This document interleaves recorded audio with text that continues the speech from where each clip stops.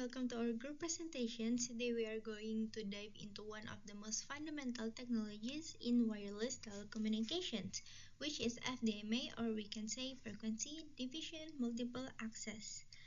Okay, we can imagine this FDMA into a busy highway. To keep cars from crashing, we divide the road into several lanes.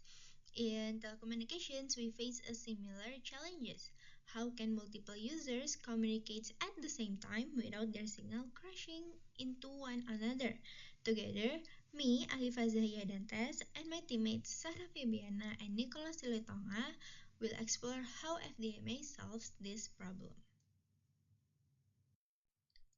Okay, before we look at our study case, let's understand the concept of FDMA itself. FDMA is a technique that slices the total available of a bandwidth into smaller individual frequency channels. Its golden rule is one channel, one user. For example, when we are on a call, that specific frequency belongs entirely to you until you hang up. To ensure these channels don't bleed into each other, FDMA uses what we call guard band. It is a small, empty frequency gap placed between the channels to completely prevent signal interference or crosstalk. For the practical applications of this is the first generation analog cellular network known as AMPS or Advanced Mobile Phone System. Now let's move on to our problem statement. In telecommunication literature, the analog AMPS system is known to have a maximum capacity of 832 users. Our challenge here is to mathematically verify and prove whether this capacity figure is correct based on standard system specification. Let's break down the solution using the formula on the slide. The standard specification that given to us is a total bandwidth of 25 MHz and a channel bandwidth of 30 kHz. Since AMPS relies on pure FDMA, where one channel is strictly assigned to one user, we can find the total capacity by dividing the total bandwidth by the individual channel bandwidth. We can see we use the variable n in the calculation, so we just simply divided both of the value and we will get exactly of 833 channels. This mathematically proves that the AMPS system can support up to 833 users.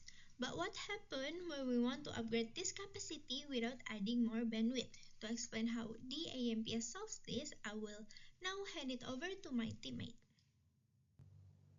Now, let's look at the capacity of the AMPS.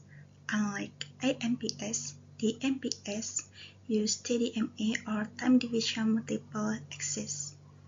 In addition to FDMA, this technology allows multiple users to share the same frequency channel. In DMPS, one channel can be divided into 3 time slots. As a result, 3 users can use the same channel at different times without interfering with each other. To calculate the capacity, we multiply 832 channels by 3 users per channel. The result is 2,496 users. Therefore, the capacity of the AMPS is 2,496 users. This means that the AMPS can support 3 times more users than AMPS while using the same bandwidth allocation. The main advantage of this approach is that it improves spectrum efficiency. Instead of assigning one channel to only one user, the system allows multiple users to share the same channel through time slot allocation. Because of this improvement, the AMPS can serve more users and make better use of the available frequency spectrum. Now, let's move on to the analysis of this result. Now let's discuss the analysis. The main difference between AMPS and DAMPS is the way they use the available spectrum. AMPS uses only FDMA. This means that one frequency channel is assigned to one user. As a result, the number of users is limited by the number of available channels. In this case, the maximum capacity is around 832 users. On the other hand, the MPS combines FDMA and TDMA instead of assigning one channel to only one user. DAMPS divides each channel into three different time slots. This allows three users to share the same channel without interfering with each other. As a result, the system can accommodate more users while using the same total bandwidth. When we compare the capacities, we can see a significant improvement. AMPS supports 832 users, while DAMPS supports around 2,496 users. This means DAMPS increases the capacity by 3 times. Another important advantage is that this improvement is achieved without requiring additional spectrum. In telecommunications, spectrum is a limited and expensive resource. Therefore, increasing the number of users without increasing the bandwidth is a major benefit. This shows why digital cellular technologies such as DAMPS were developed to replace analog systems like AMPS.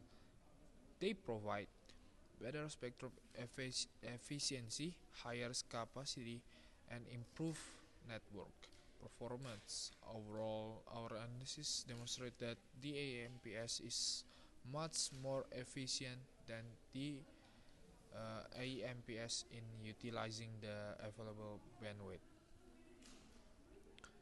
To conclude our presentation, we verified that the capacity of the AMPS system is 832 users. We also calculated the capacity of the AMPS is 2,496 users. The reason for this increase is that the AMPS uses TDMA, allowing 3 users to share one channel. As a result, the AMPS provides 3 times higher capacity than the AMPS while using the same bandwidth.